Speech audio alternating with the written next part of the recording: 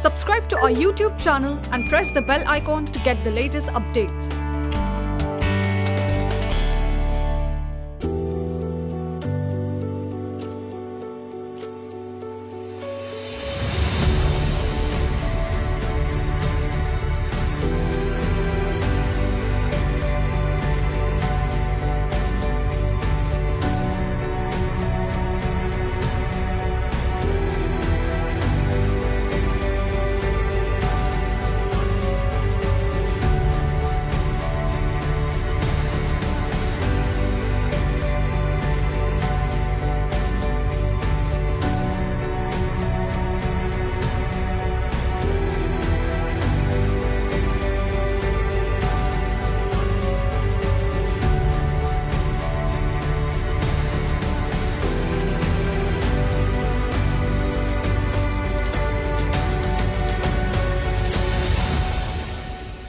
Whether it is the school principals, teachers, parents, they always talk about grades, percentages, and how my son or a daughter is doing better than other children in the school.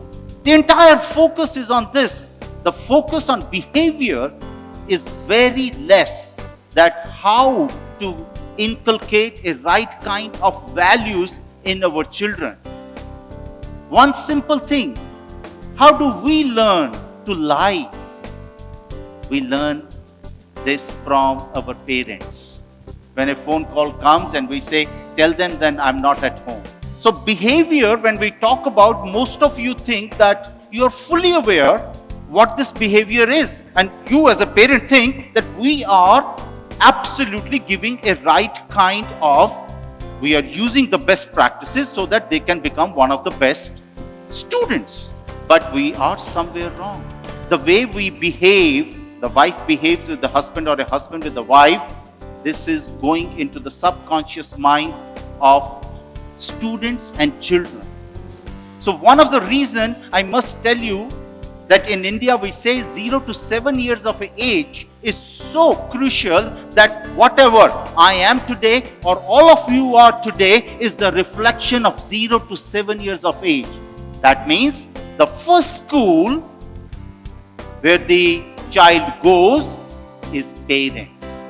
Whatever behavior, attitude, mentality is developed, values, morals, judgments, opinions, beliefs, whatever has developed in 0 to 7 years, we live with those beliefs and judgments forever.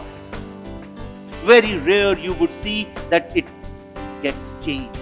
But those are the values and morals which we are imbibing from our parents are going to stay. So please, if your children are not behaving well, if they are bullying, if they are having some sort of a behavioral issues in the school, please do not blame schools. Blame yourself. Whenever we see any student who is indulging in a mischievous behavior, that reflects the personality of the parents, not the something who has learned from students. And you know what you say? Iski sangat galat hai.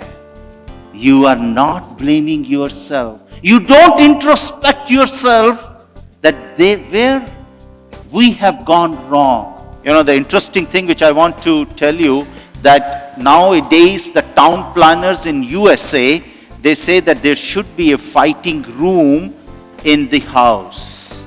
And I have seen that personally in United States, that there are in a house, the one room is called fighting room.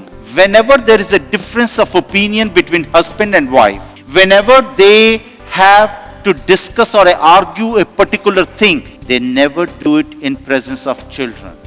Most of them, they go to the fighting room. I don't know what they do inside, but when they come out, they are all happy people. Why they do it? They don't want to talk about any kind of issues in presence of children, because beliefs, judgments and opinions are being formed at this particular age.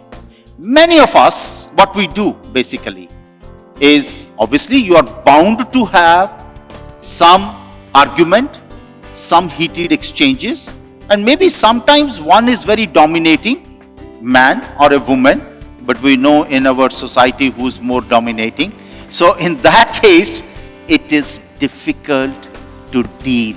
Your children are going to learn that kind of a habit. Assume that if a mother is a very dominant or father is a dominant, they are going to adapt that particular role, and they, when in their own life, when they are going to deal with the society, they will deal it exactly the way their father and mother is dealing with.